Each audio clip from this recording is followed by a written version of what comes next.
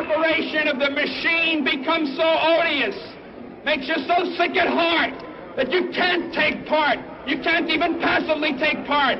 And you've got to put your bodies upon the gears and upon the wheels, upon the levers, upon all the apparatus, and you've got to make it stop. And you've got to indicate to the people who run it, to the people who own it, that unless you're free, the machine will be prevented from working at all.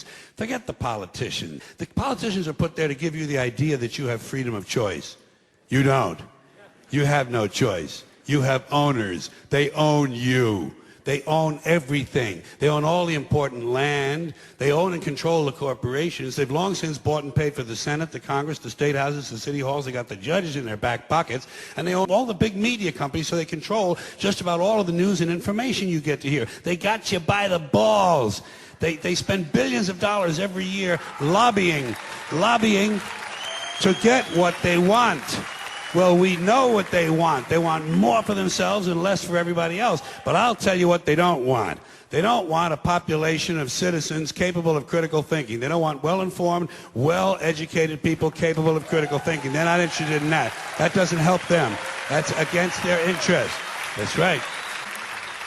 They don't want people who are smart enough to sit around the kitchen table and figure out how badly they're getting fucked by a system that threw them overboard 30 fucking years ago.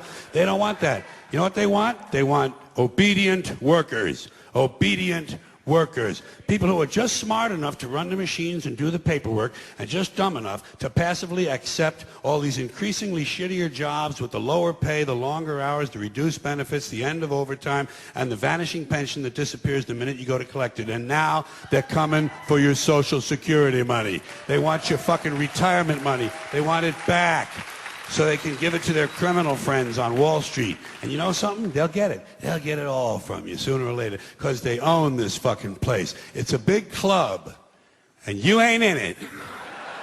You and I are not in the big club. And by the way, it's the same big club they use to beat you over the head with all day long when they tell you what to believe. All day long, beating you over the head in their media, telling you what to believe, what to think.